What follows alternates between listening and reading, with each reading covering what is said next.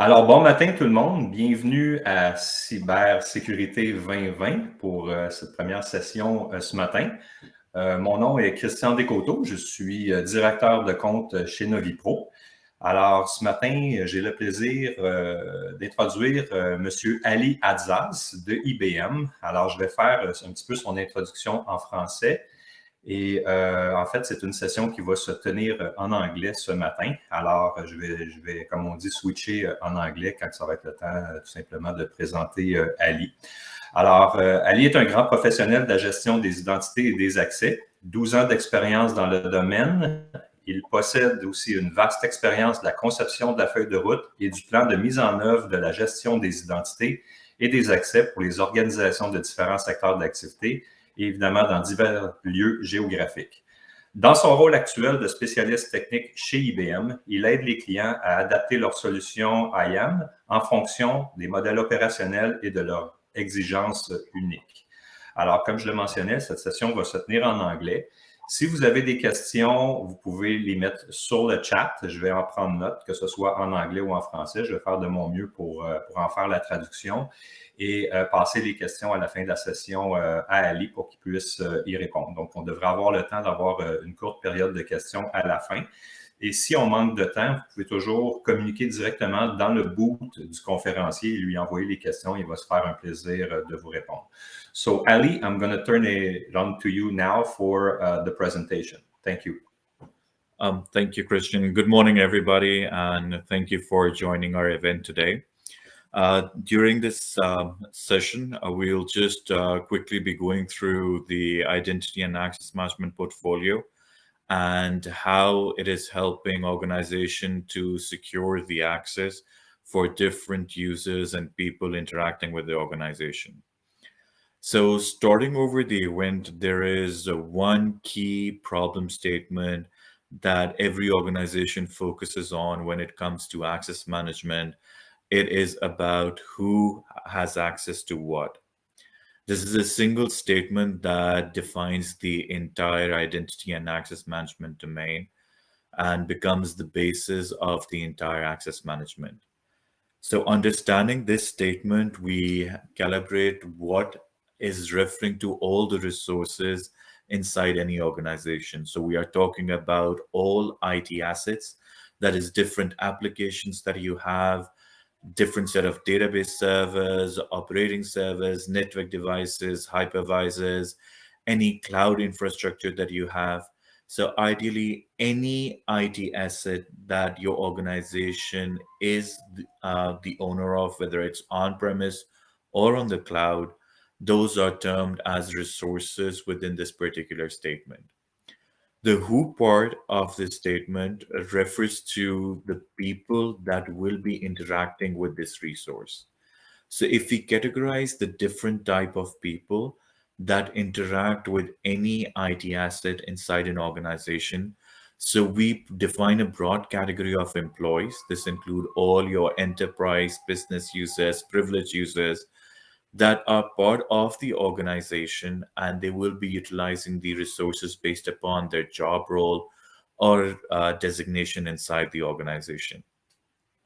You have a category of external users that may include different contractors, vendors, guests, that one way or another way do need to interact again with the IT assets of your organization to perform tasks based upon their contract or their agreement with the organization. And the last category of users or people that interact with an organization will be your customers or consumers. These customers and consumers do interact a limited set of services based upon the nature of the organization or the services the organization provides to its different customers or consumers. They will interact with the organization or applications accordingly. Now, these customers and consumers may vary based upon the industry of your organization. So let's say if you're talking about the education sector, so the students might be considered as the customers or consumers of different set of services that you're providing them. We talk about the healthcare industry, So we'll be talking about the patients that will be the necessary consumer or customers, and they may interact with limited set of services that the particular organization exposes to them. Now, the interaction between who and what is managed by a thorough and well-defined set of policies. And these policies revolve around how this set of users will be granted access to the IT resources that the organization has based upon their specific role, designation, or entitlement. So, how do they raise a request? What approval workflows are in place? How is their access or entitlement recertified or revalidated? And not even that, once they have an access, how are they using that access? From which devices are they connecting to those end sources? And what are the different channels that they use to connect to that resource? So this single statement just jots down the key problem statement when it comes to access management, around which organizations define their policies, bring in various security solutions, ultimately to address this single slide that I have presented out to you. And this becomes our basis of the defining an identity and access management solution. The diagram on or architecture that I'll build right now is an old diagram, but I really like this diagram and I include in all my IAM introductions or presentations because I find this to be as a golden diagram, which shall be there as long as whatever transformations or whatever technology era we live in. If we're talking about IAM, this sets the baseline of summarizing the IAM solution or the IAM domain. So as I mentioned, what happens is we have our assets or our applications within the organization. So you have different set of applications. You have your backend systems, your databases, operating systems. You even have cloud application services or application services which will be utilized by your end customers or consumers. On the other end, you have your set of users that I mentioned. So all different kind of users that will be interacting with these different services and applications. You have a category of those users. There will be some sort of identity source or data repository for these different users. So for, let's say, employees, you will have an HR system where the information is input from them, or for certain information, let's say for different customers, you may only have on the backend application itself, there might not be some centralized data source or identity repository that holds the information other than the application itself. And the third component is how these users are going to access these applications, whether they're accessing it through the internet, they're accessing it over the public network via internet, you're using it a handheld device, or you're using a desktop or laptop to access those applications. So it's just what the access methodology is. And this access methodology, as I mentioned, is governed by really strong policies that organizations nowadays have invested a lot of time, a lot of effort, a lot of capital to build up good governance policies revolving around these access methodologies. So, how will the user access the application? What will be the authentication mechanism? Which applications will they be entitled to? What will be the password policy, approval workflows, recertification cycles? So these three key elements, the assets, the users, and the policies, exist in every organization, and they primarily define the entire access scenario or access governance inside any organization. When we talk about identity and access management, it comes as the core for this access governance actors. So all these three actors in the access governance portfolio will be interacting with the identity and access management solution that comes or is introduced into the organization. So what happens is your IAM solution will be integrated with your backend IT assets. This integration is done from a perspective of user or account lifecycle management. So you get a clear visibility rather than relying on some human input or some manual processes. It has a system to system integration where you have clear visibility into the data, and as per the policies it can perform operations on the backend assets or applications inside your organization. The next input the solution is doing from your authorized data sources, where the data that's existing for different type of users, that's verified and validated data. So this solution is bringing in the necessary data source and synchronizing the data from there. As I mentioned earlier as well, for certain applications, let's say for customers or consumers, if there is no authorized data source, the IAM solution itself can act as a data source as well, where it facilitates the user registration and management from the solution itself. Once this is done, the next element is all the policies that the organization has defined. They are input into this solution as well. Now, earlier, any organization without an IAM solution, they developed their policies. They have been developed due to the absence of an IAM solution. So there will be a lot of policies or a lot of activities that the organization do because they do not have an IAM solution in place.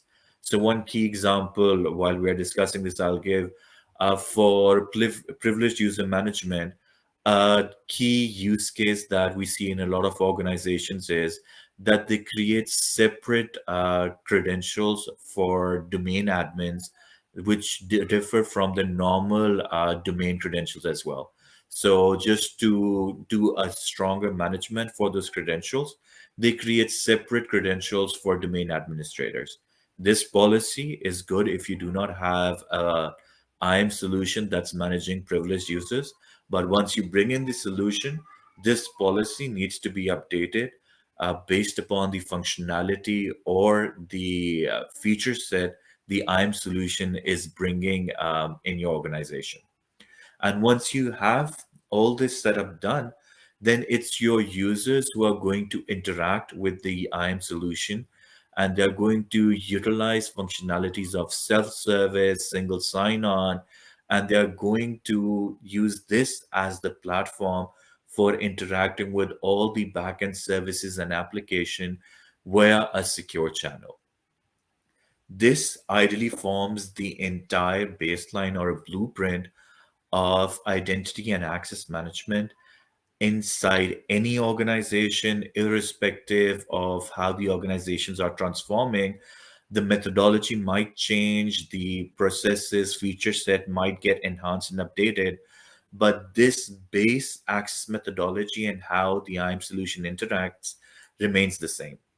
And another key aspect is for it to be integrated with your backend SIEM or log management solution that's monitoring all the audit and compliance. And ultimately, as any IAM solution, organization focus to get benefits of lowering the cost, simplifying the complexity due to various processes about user management and access management. And ultimately, there are different compliance out there that one way or another way pick up key elements or segments of identity and access management. So PAM, or management of privileged users, is a compliance that is coming by Swift CSP that's required by PCI. Or if you're talking about multi-factor authentication, there are different compliance requirements as well that need this MFA to be in place as well. So this, as although I mentioned that this is the IAM generic portfolio, but as organizations or as digitization is happening, organizations are transforming at a very rapid pace. So what's happening right now is that this entire supply chain, be it any kind of users, you have customers, you have partners, you have suppliers, you have employees. they all need access to data, and they are accessing it now from multiple devices, even from different remote locations or distributed location. And the data itself, it has now become more sort of a shared commodity between different users and community there. And even organizations, to move at a fast pace, they are leveraging a lot of artificial intelligence analytics, and even they are now building applications in different modernized container form to get the maximum benefit out of it. And as COVID happened, and with all this pandemic situation as well, now organizations are enhancing their infrastructure as well, where cloud transformation has taken a lot of emphasis, and organizations are going into a model where they are interacting with different cloud providers. They are trying to look at transforming or bringing in the cloud infrastructure into their organization. Now, all for all these transformations that are happening, there is one non-negotiable universal requirement, which is security. Security is something that delivers trust, privacy, resilience, and compliance inside the organization. This is something that the clients that interact with the organization require, and the organization itself does need to provide this for its own reputation as well. So sometimes providing or safeguarding these transformations does become a key challenge as well. And based upon that, what now organizations are doing, they're actually rethinking on how they approach or address the IAM solution. So now what they are focusing on is a lot of organizations are going into the model of zero trust, in which they have to ensure the access or validation of each and every session or connection that's being made. And the core of zero trust relies upon identity management. Even when we are talking about how businesses are going towards more digitization, the services that they're offering to their users, they are looking to give them much more enhanced experience and a secure experience without impacting any user experience or without impacting any hindrance to the user. So we are looking to have secure channels, yet without having any impact on the user experience for that particular service that they interact with. And lastly, as I mentioned, organizations are looking towards the cloud journey. So they are looking for IAM solutions that help them towards cloud-based approach as well, also support the on-premise solutions too. So they look for a hybrid approach for IAM as well that take cares of their journey towards the cloud, yet managing their on-premise solutions as well. So when it comes to IBM, IBM delivers one of the best identity and access management solutions there that does deliver all the scenarios that we discussed about different applications and resources, and connecting them with different users, and even talking about things as well, whether those APIs or different devices, how do they connect to these application and resources. The IAM solution from IBM does a continuous access control on this connectivity. And since IAM itself is a very broad domain, IBM defines different pillars inside this broad domain. And these pillars include, we'll be discussing these pillars in detail as well. So just from an overview perspective, there is a pillar for access management that talks about all of access scenario or session management. We have identity governance. We have a pillar for privileged access management. And lastly, there is a separate pillar for consumer identity and access management. So if we talk about access management, it is all about how do you balance your security with your user experience. So are you, for security purposes, you're continuously authenticating a user to any resource. But how you are ensuring this to provide a good user experience, you're bringing in single sign-on mechanism to cloud and on-premise application. you're adding multi-factor authentication as well, and even giving an secure experience of passwordless authentication by bringing in secure channels for authentication that replace your password. And an add-on to that is you introduce adaptive access, which brings in key capabilities of risk-based authentication that brings in the risk associated with any user session and accordingly defines how the experience would be for that particular session or that particular user accessing the applications. Talking about the identity governance and administration pillar, this is all about providing or tracking access on who it is entitled to, how it needs to be entitled. So the complete user lifecycle scenario of provisioning, auditing the user access this is being worked upon, monitoring that access based upon different regulatory compliance or risk-based insights, and providing better decisions based upon those insights. So we're talking about segregation of duties, if there's any violation happening based upon a particular access, and mapping it to a business activity so it is understandable by even business managers as well.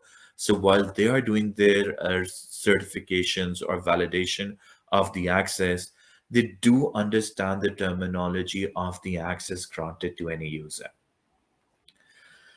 Privileged access management pillar, it's has gained a lot of importance. It's one of the core pillars now for identity and access management, where you are managing your crown jewels or the core skilled users inside your organization across all the assets that we talk about, whether be it database, operating system, network devices, hypervisors, applications, or even your cloud infrastructure as well.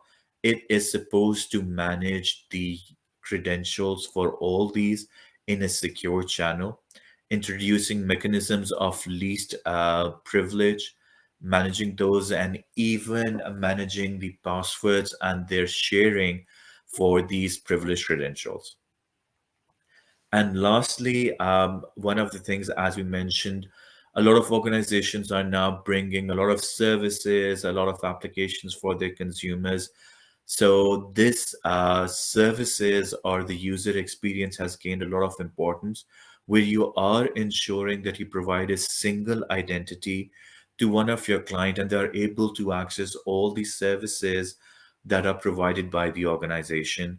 Different regulations, there are a lot of privacy regulations around user data, how it's being managed, how that is being handled. And then again, we need to do a fine balance between the security and user experience as well. So where we are introducing technology on whether to prompt the user for authentication or not, if we are considering the session is secure or not, such scenarios. And with the adoption of cloud or consumer identity, organizations are now looking to have solutions ready to deploy or solutions which require minimum or no coding so that easily even the business managers are able to deploy applications, controls, or consent management on different services that are being delivered to their users. So just as the portfolio for these different pillars, IBM does provide products. They come in the flavor of on-prem as well as cloud functionality as well, delivering core feature set that addresses different avenues in each of these pillars. So we'll just quickly skim through these products. But as I mentioned, IBM now terms the entire identity and access management products under the brand of IBM Security Verify.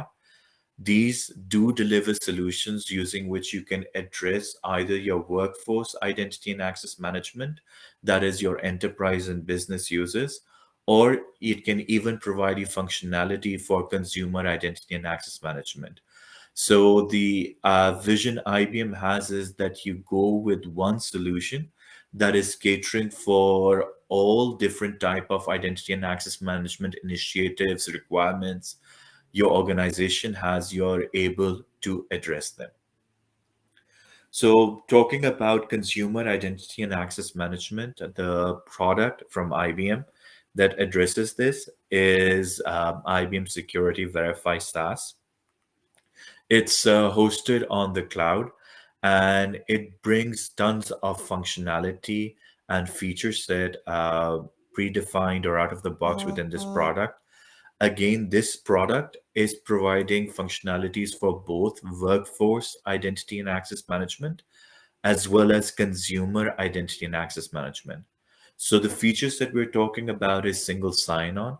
So whether you're talking to provide single sign-on to your cloud-based application or on-prem application, this will be your single solution that has its own directory, can be outsourced to your existing directories as well, and utilizes different modern authentication techniques of SAML, OIDC, OAuth, and you can provide different mechanisms for single sign-on to backend application based upon what they are supporting.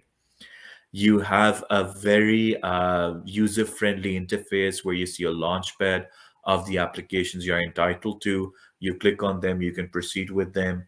You do have the functionality of introducing user self-registration. They do it on their own. You do have consent management as well. So easily, a lot of people can utilize these features to manage a lot of initiatives that they have under this domain.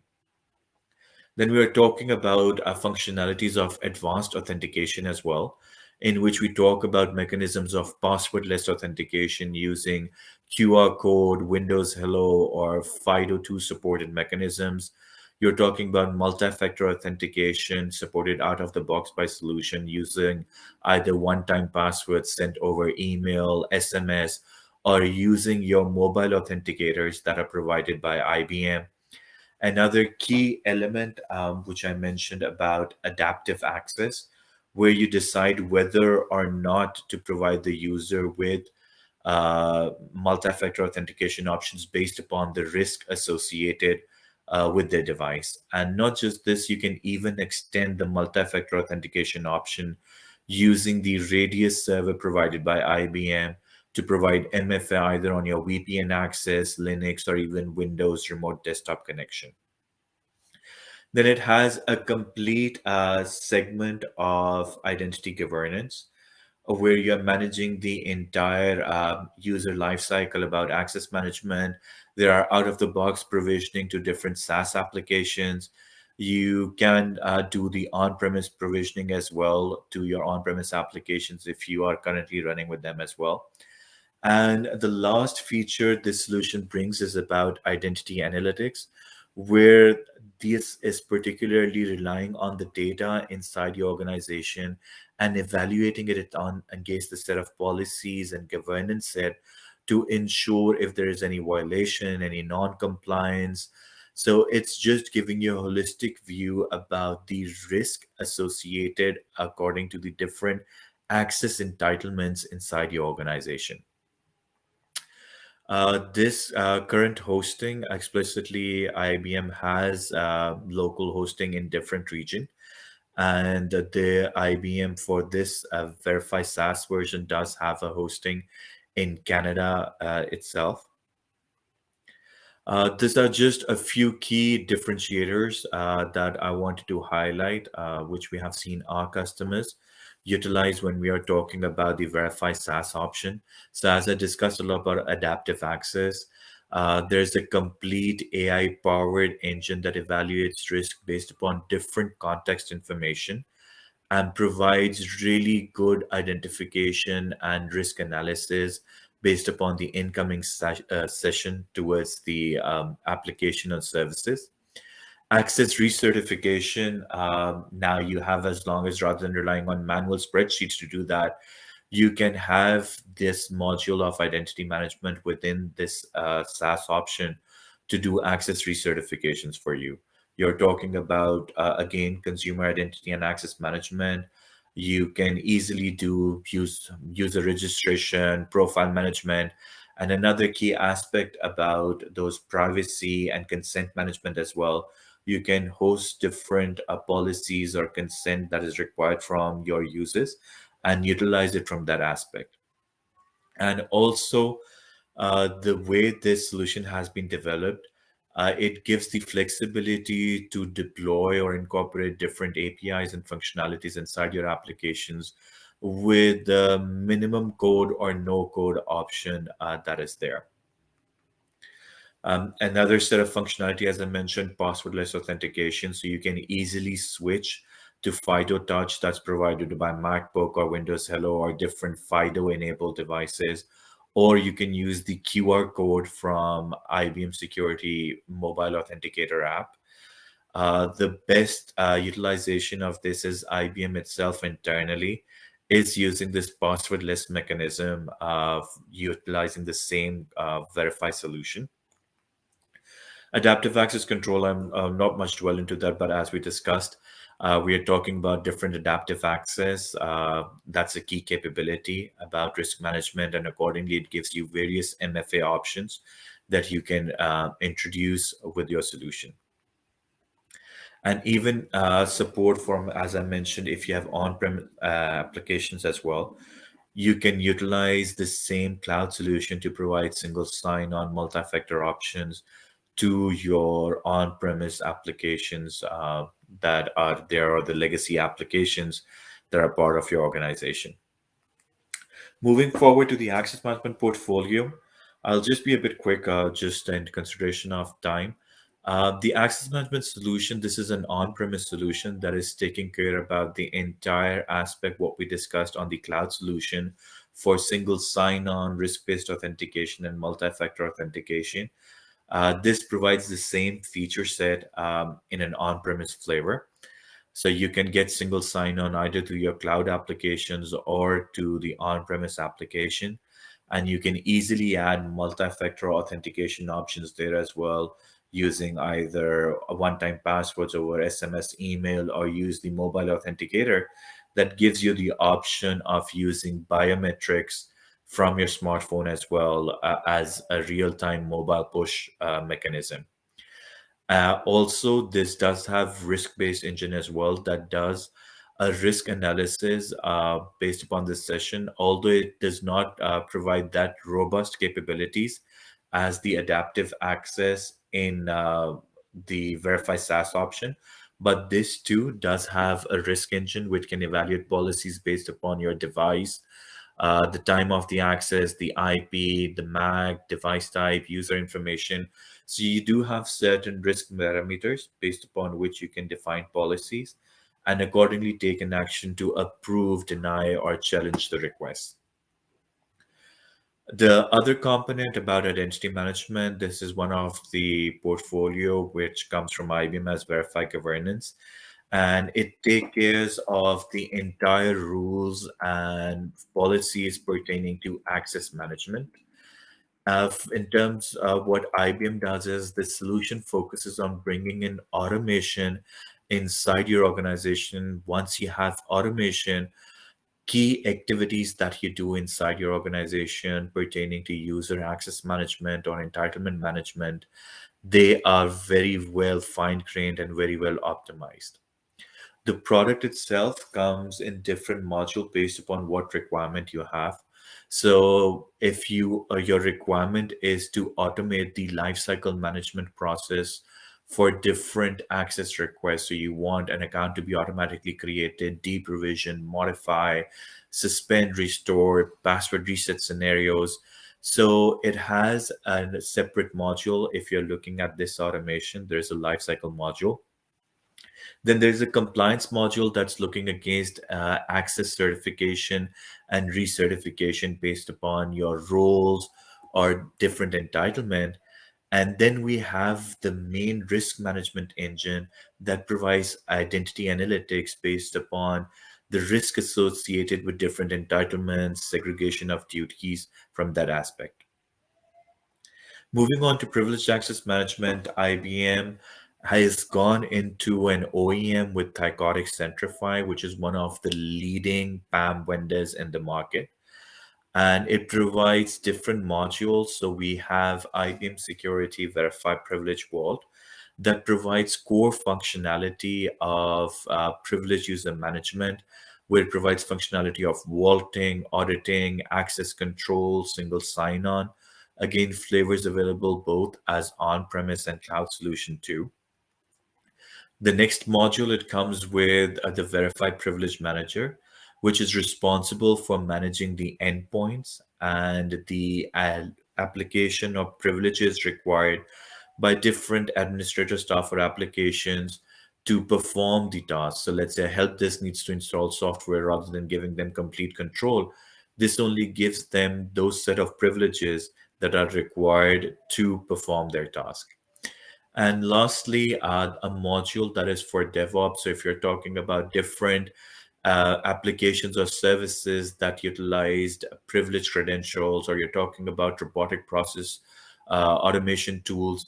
So managing the privileged access for such kind of DevOps requirement, it is catered by this particular solution. And quickly about the privilege vault functionality. It brings the functionalities to establish a secure vault. So all the credentials that you have the capability to store them in a centralized encrypted vault. You can discover privileges where the solution gives the capability to run discovery scans and discover detailed information about the systems, the accounts, which might not have been captured manually, but the system helps you identify and discover any credentials that have elevated or privileged access, and they may not have been identified. So it helps you in the discovery of those credentials. You can manage the secrets based upon the password rules, password rotation when the password expires. So automatically the system can change the password without having any impact on the users accessing it. How the users get the access to those credentials. You can set up role-based access. So if somebody joins the organization as a database administrator, automatically they should be entitled to getting the privileged credential for the databases inside your location, inside your organization. Or if you want to set up a location-based, so you can define the role, grant them access accordingly, or even you can implement workflows for access requests as well. So if a user needs an access to a privileged credential, they request the access, it's subject to an approval workflow, and it takes it from there. And lastly, controlling the sessions on how users are accessing or using these privileged credentials. So whether they just get single sign-on without being shared the user ID and password, and they directly log on to the backend asset or the backend resource. Of course, if it's bringing single sign-on, it provides functionality of multi-factor authentication as well, additional functionality of session recording as well. Or even if you would like to just check out the password for scenarios where you have to physically visit the data center or access the assets directly from the data center as well. So you have the capability to check out the password. So you're aware about the password and you can utilize it from that functionality as well. So that was all for the session. Christian, I just opened the channel for any questions I have. So the time that we have, we can utilize it to answer those. Excellent. Thank you, Ali. Good presentation. Very informative. I noted a couple of things here. Maybe I could move forward with maybe one or two questions. We only have 5 minutes left, and then we're going to be cut. So I'm going to make it quick. One of the things that comes to mind when dealing, with big IBM solutions such as the IAM solutions from IBM. What would be your answer, Ali, if customer would come and say, is the IBM solution exclusively for large corporations, or it can be deployed into small and medium businesses as well? It can be. So my answer would be that there is no segregation now based upon the size of the customer, because under the IAM umbrella, there are different options that the organizations are looking at. So let's say if we talk about PAM, whether you're a big organization, you're a small organization, PAM is a requirement that every organization has. Talking about multi-factor authentication, organizations now need multi-factor authentication because the way now we are operating, it has become a critical part of requirement of any organization that's there. Okay, thank you. From an implementation perspective, to get started with the IAM solution, what kind of efforts are we looking at? So, is it something that a corporation can do on their own, or they should basically look forward to some implementation services from IBM or anyone else? Okay, so IAM itself, it's a strategic initiative, and IAM is not a small change inside the organization. So if the organization itself does have subject matter experts for the product, IBM is more than welcome to have the organization, do the implementation on its own. But usually we recommend to use either IBM services or our business partners to do the implementation, because they have the experience, expertise on how to deploy the solution, define a roadmap, and explicitly when you're launching an IAM solution, that point is very critical because that's a major change in your organization. So experienced and skilled services or implementation team is very critical for the success of an IAM solution. Okay. Thank you, Ali. I think I don't see any more questions on the chat. Maybe one last, that I personally have for you, and we're gonna leave the meeting with that, Ali. You've shown that IBM today has obviously this solution available on-premise and also as a software as a service as well. In recent implementations that you guys have done, what do you see the most into companies? Does all the companies going forward are implementing that on the cloud or as a SaaS solution versus on-premise? Okay, so there is a trend for the organizations now going towards the SaaS solution, because they are moving towards, they have a vision or a roadmap to move towards a SaaS solution. So we have seen a lot of adoption towards the SaaS technology, but still, again, there are a lot of, on-premise applications and systems the organization are running. So IBM is now, based upon this requirement, IBM does give, dual entitlement as well, where you do get a functionality to SaaS and on-premise solutions both. Okay, excellent. Thank you very much, Ali, and I would like to thank our participant for this session, and I wish you all a great day. Thank you very much. Thank you, everybody. Enjoy the rest of the day. Thank you.